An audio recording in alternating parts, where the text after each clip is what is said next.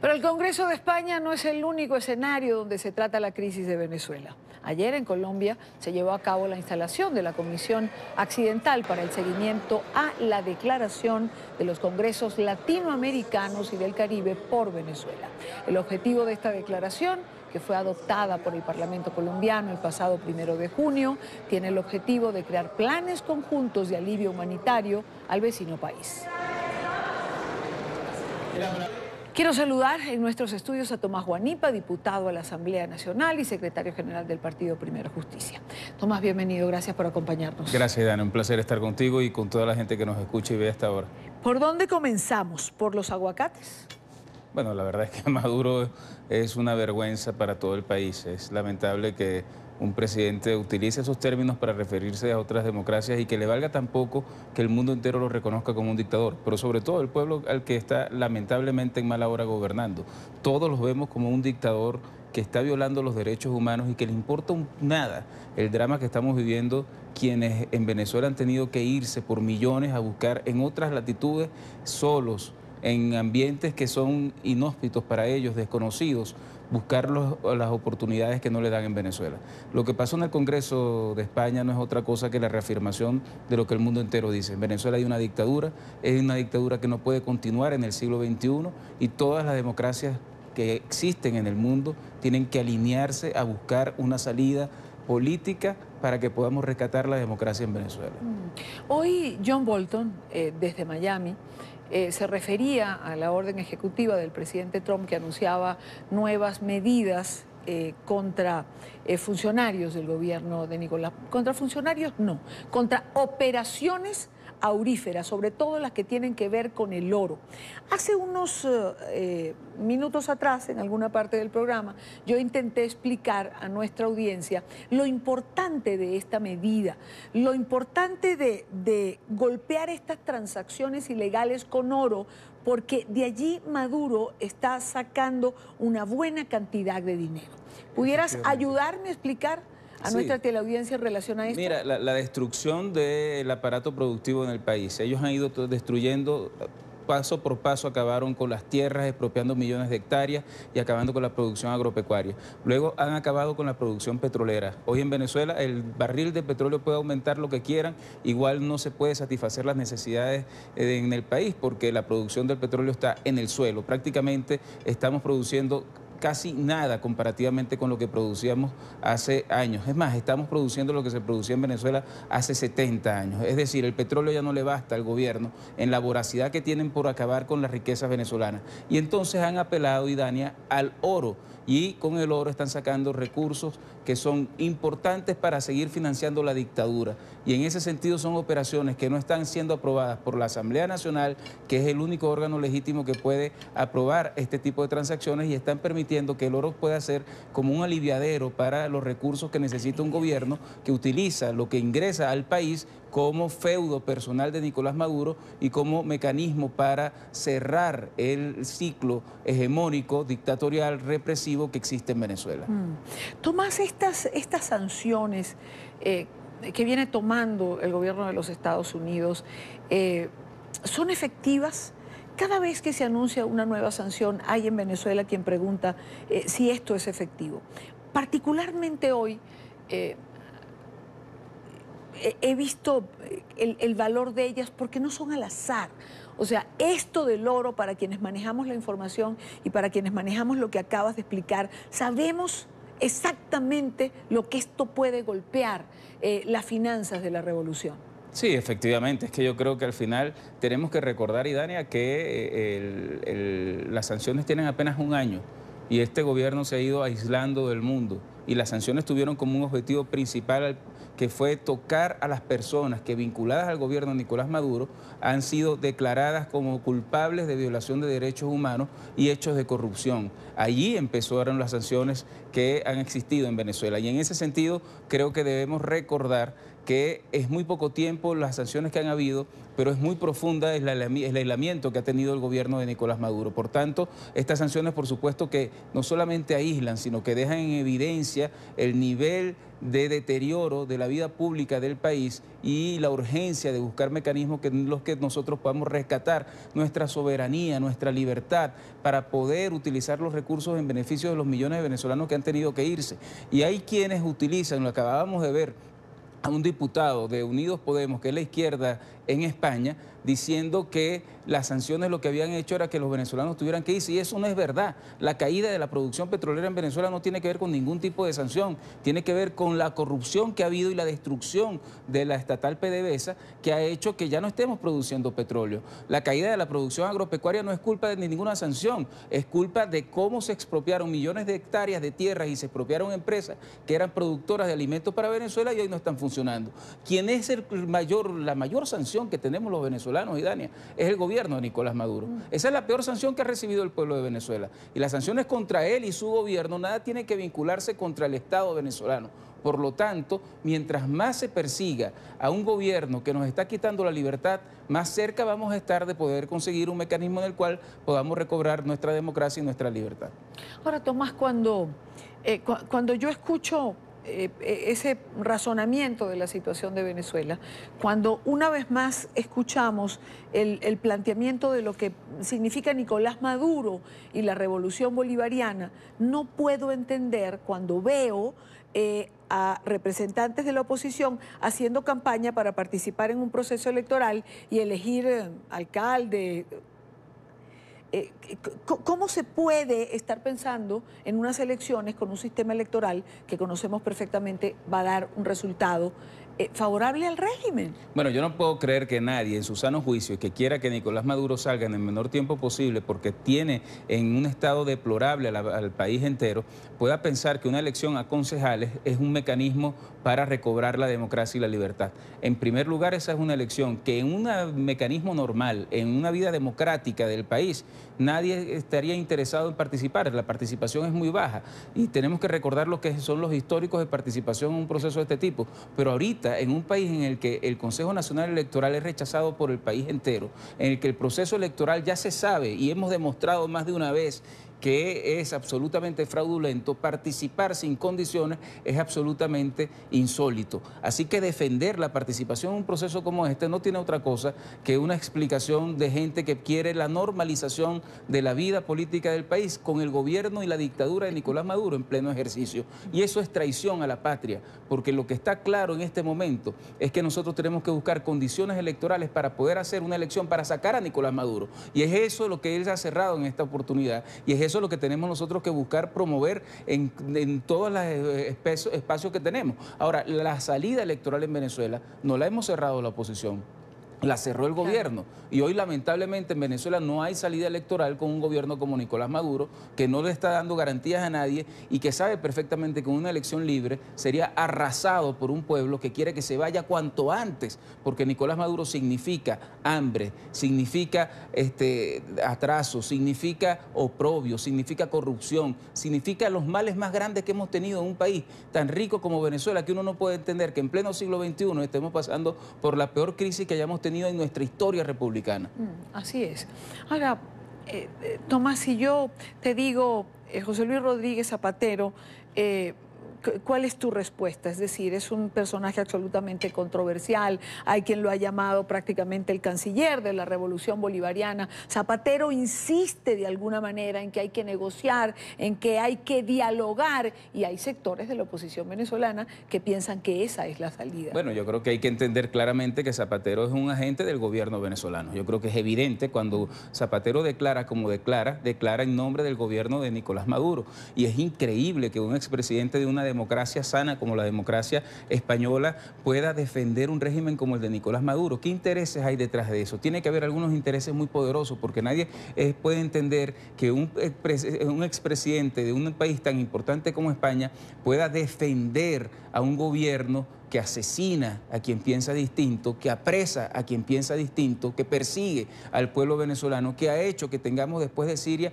el movimiento y éxodo más grande que se haya visto en el mundo en esta temporada, en este tiempo, y que no tiene precedentes en América Latina. Ayer lo decía el canciller en esta instalación que tuvimos en el Congreso, no habíamos vivido jamás algo similar a lo que significa que más de 3 millones de personas de un mismo país en apenas 2 años hayan abandonado su tierra y que cada año aumente más la gente que se está yendo. Todo esto tendría que hacer reflexionar al señor Zapatero, pero lamentablemente allá hay intereses oscuros que están detrás de que una persona como él pueda estar defendiendo un régimen indefendible como lo es el régimen de Nicolás Maduro. Ahora, que haya gente que pueda pensar que Zapatero pueda ser mediador de un diálogo con el gobierno es absolutamente inaceptable, porque eso es como entregarse al enemigo.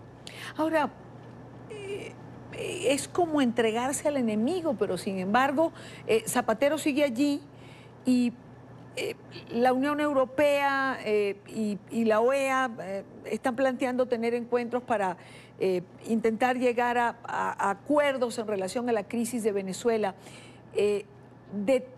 Detrás de esto habría también una negociación, es decir, la comunidad internacional se está planteando también que puede haber una negociación. Yo no lo veo, Idania, yo veo más bien una respuesta muy clara de la Unión Europea, de los gobiernos democráticos de América, que claramente establecen que no hay condiciones para que haya un diálogo en el país, sencillamente porque el gobierno no está dispuesto a entregar el poder y la transición y la negociación que se pueda dar en Venezuela con el gobierno tiene que ser para que haya una transición en el país, para que haya un cambio, para que haya un relevo en el gobierno, porque estamos claros que este 20 de mayo, cuando debimos haber escogido un nuevo presidente, no se escogió un nuevo presidente, sino que hubo una farsa electoral. Por lo tanto, este presidente que termina su mandato el 10 de enero entra en un proceso de ilegitimidad absoluta y de desconocimiento que no nos lleva a un diálogo con quienes están usurpando el poder, porque sencillamente no están dispuestos a discutir cómo buscarle una salida al país. Si ellos tuvieran un poquito de patriotismo, ya desde hace rato habrían abierto las compuertas de una transición en el país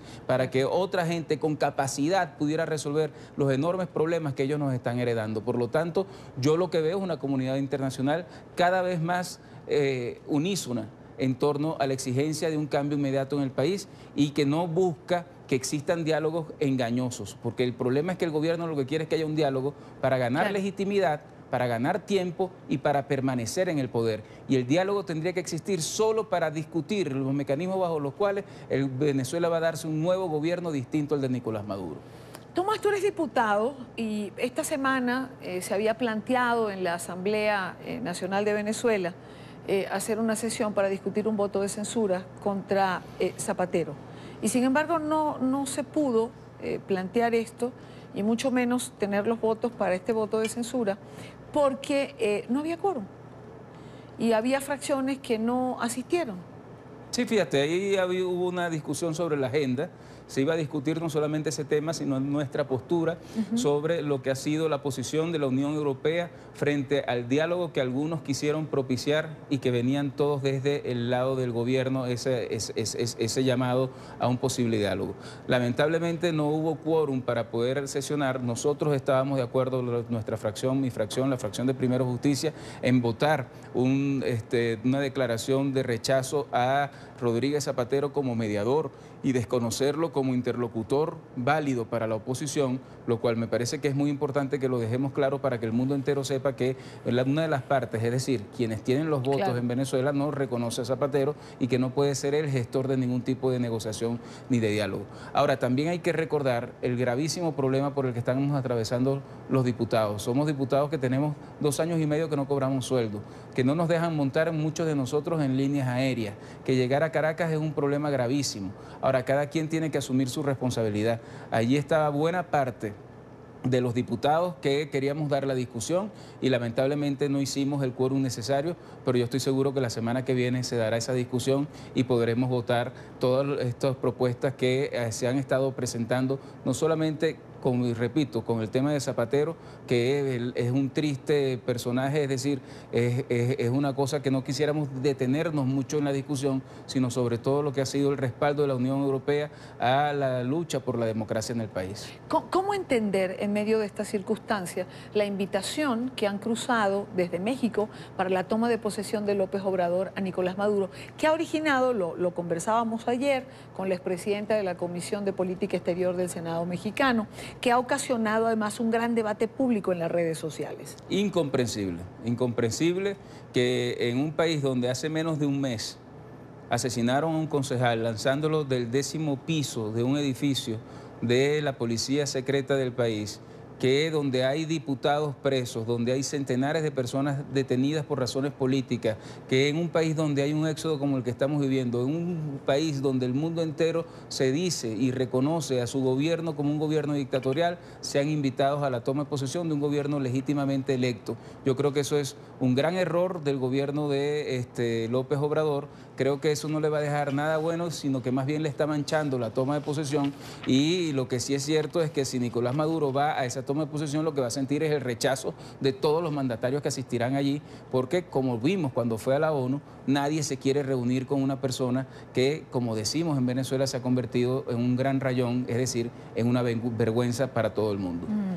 Hablemos de la Comisión Accidental para el seguimiento a la declaración de los congresos latinoamericanos y del Caribe por Venezuela, que ayer se instaló en el Congreso colombiano. Sí, ayer se instaló en el Congreso colombiano y ya se había instalado en Venezuela. A mí me toca presidir esa comisión.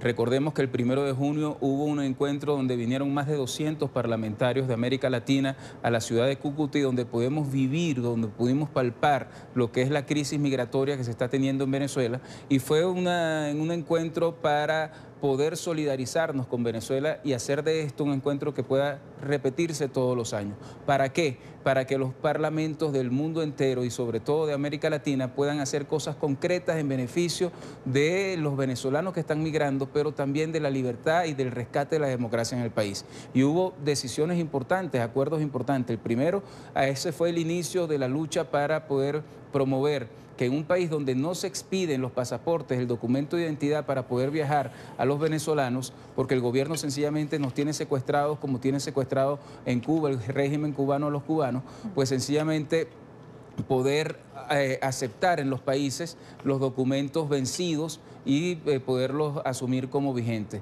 Se trataron temas como que tienen que ver con la movilidad de los parlamentarios. Hablamos de leyes que puedan hacer investigación financiera para poder retener los capitales que provenientes de la corrupción venezolana estén en los mercados financieros de América Latina. Es decir, fueron muchos temas los que se discutieron allí.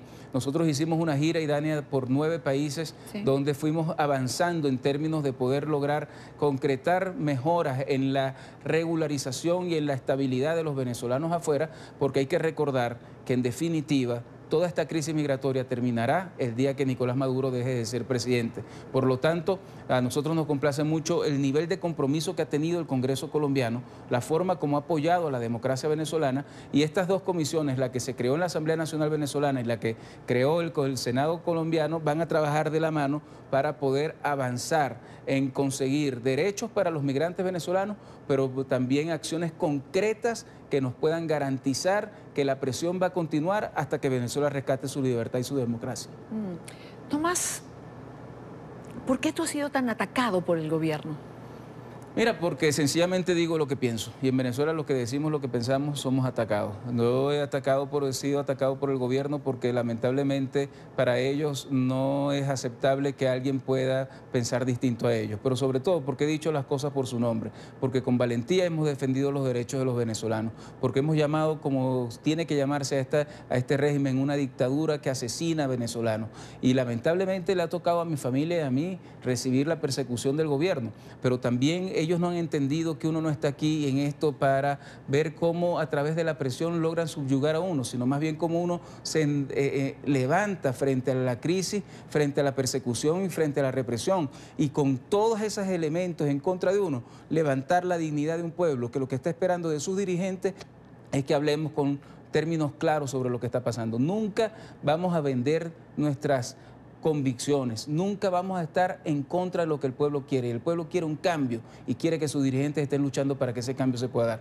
Por eso soy perseguido y me siento muy orgulloso de ser un perseguido del régimen de Nicolás Maduro. Y una última pregunta, Tomás. Ayer lamentablemente tuvimos que dar la noticia de la muerte de Teodoro Pekov a los 86 años. Y me gustaría preguntarte precisamente por esa figura que yo creo que marcó la política venezolana. Mira, es una pena muy grande para todos los venezolanos la pérdida de Teodoro Pekov, porque Teodoro era un estandarte, era uno de los referentes éticos, morales y políticos más importantes que había en el país, sobre todo porque lamentamos que haya perdido la vida justo en el momento en los que nos estamos luchando por un cambio. Y yo hubiese querido ver a Teodoro Pekov celebrando la libertad de Venezuela, por la que tanto luchó. Creo que fue un hombre de una condición y una talla dura, de una talla moral que fue intachable. Y la verdad es que siempre recordaremos de él la valentía, la frontalidad, la transparencia con la que decía las cosas, cosas que a veces a uno podía gustarlo o no, pero lo único que uno siempre sabía es que te estaba hablando con absoluta sinceridad y con absoluta transparencia. Yo creo que eso es una de las cosas que hay que rescatar en la vida pública y en la política venezolana. Así es, así es. Lo repito y lo repetiré siempre, Teodoro es de los seres humanos y de los políticos que siempre van a hacer falta.